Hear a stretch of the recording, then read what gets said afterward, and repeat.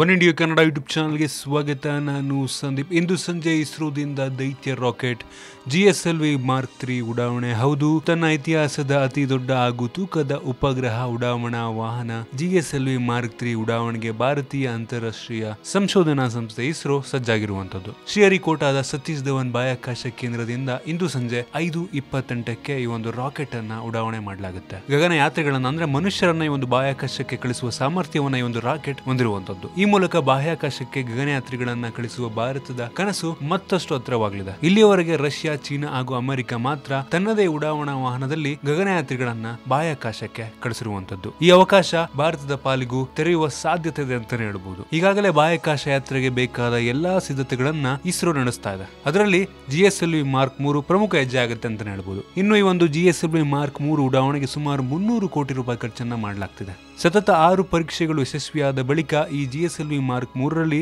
ಗಗನಯಾತ್ರಿಗಳನ್ನ ಬಾಹ್ಯಾಕಾಶಕ್ಕೆ ಕಳಿಸಬಹುದಾಗಿದೆ.